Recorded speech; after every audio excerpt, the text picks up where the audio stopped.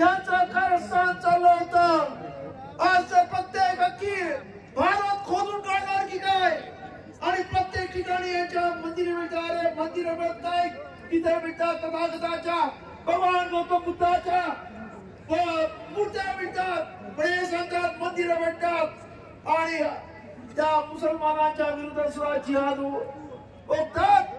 आणि त्याच्यानंतर तिसरं ह्याचं टार्गेट आहे तुम्ही आंबेडकरवादी त्यांचे टार्गेट आहात।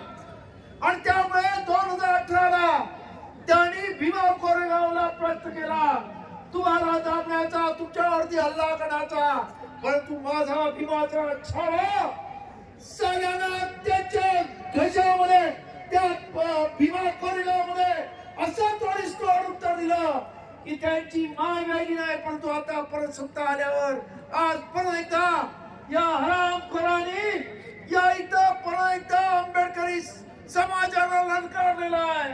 मी या इथं असणाऱ्या देवेंद्र फडणवीस सांगतो, या आंबेडकर चळवळीला आणि आंबेडकर जनतेच्या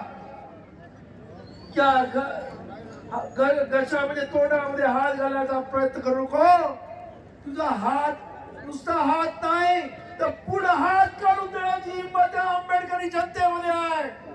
कारण इथे काय चाललेलं आहे, इथं आम्ही आंबेडकरवादी तमाशा बघणार नाही।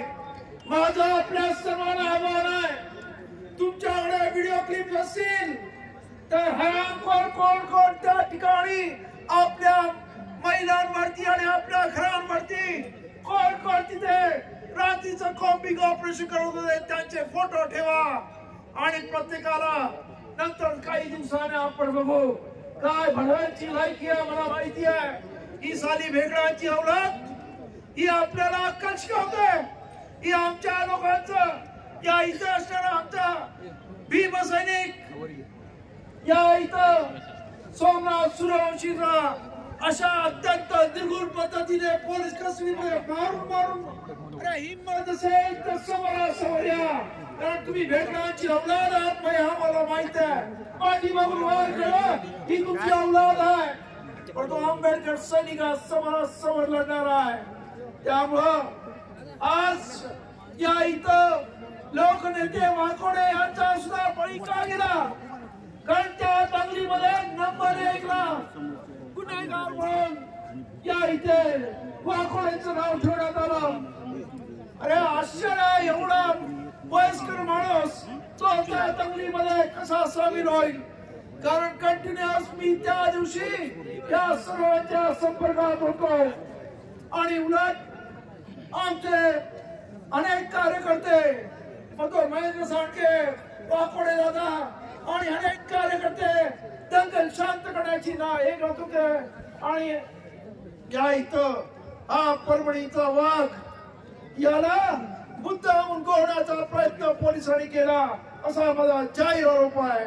आणि त्यामुळेच या सर्व गोष्टीचं त्यांना आधीच हार्टचा प्रॉब्लेम, बीपीचा प्रॉब्लेम, अनेक प्रश्न असताना त्याने हा एक मोठा आणि त्यानंतर ज्या पोलीस कस्टडीमध्ये आमचा शहीद सोमनाथ सूर्यवंशी झाला त्यानंतर खरं म्हणजे त्यांच्या हृदयावरती एवढं प्रेशर आलं की त्याला सकाळपासून त्याच्या छातीमध्ये जेव्हा ती बातमी ऐकली तेव्हापासून दुखायला लागलं।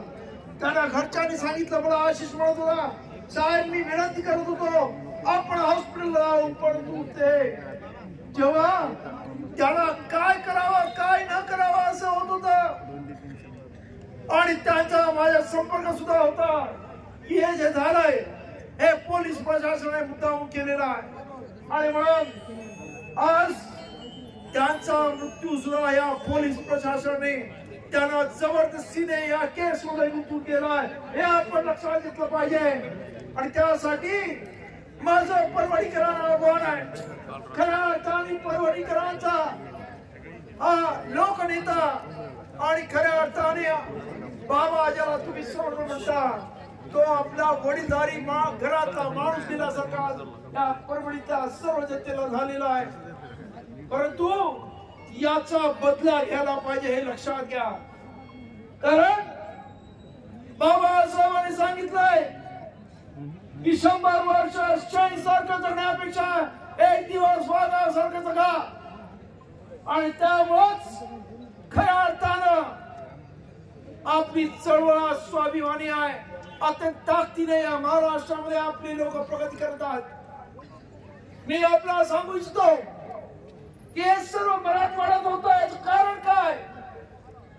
मराठवाड्यामध्ये मी अनेक वेळा आलो. मी नेहमी हे उदाहरण देतो की बाबासाहेबांच्या काळामध्ये कोकणामध्ये खोत सिस्टीम होती आणि खोत म्हणजे संपूर्ण गावचा सरंजामदार असा असायचा आणि तो आपल्या लोकांना अत्यंत वाईट वागणूक द्यायचा.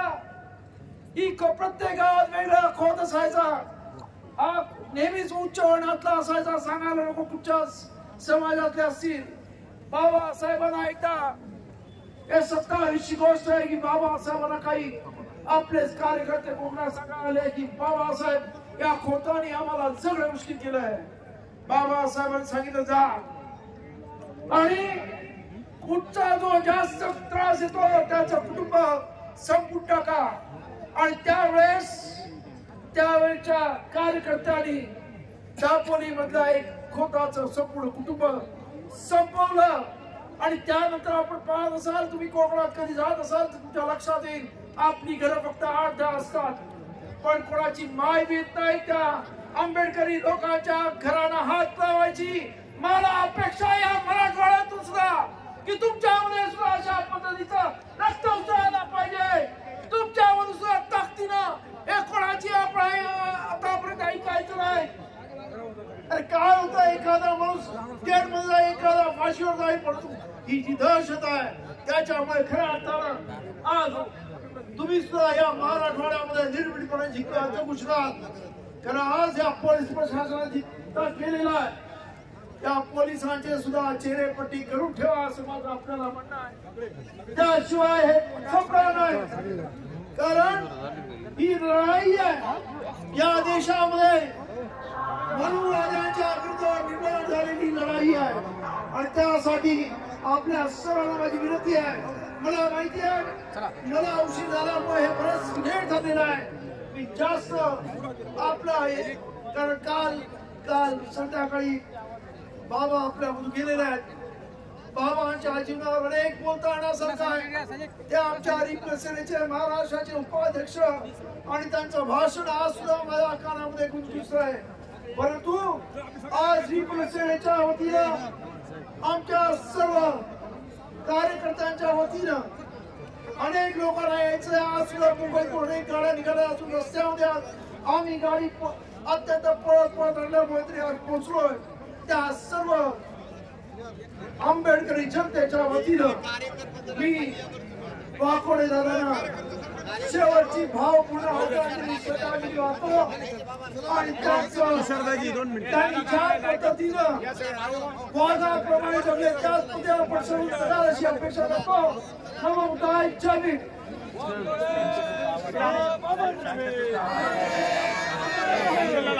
आणि आपल्या सर्वांना माझी विनंती आहे की आता आपण सर्वांनी शांततेमध्ये कोकणे दादांच्या या अंत्ययात्रेमध्ये सामील व्हायचं आहे.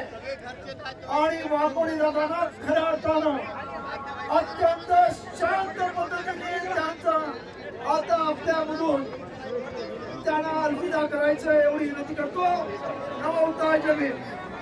वाकोडे साहेब अमर रहे, वाकोडे साहेब अमर रहे, सोमनाथ सूर्यवंशी अमर रहे.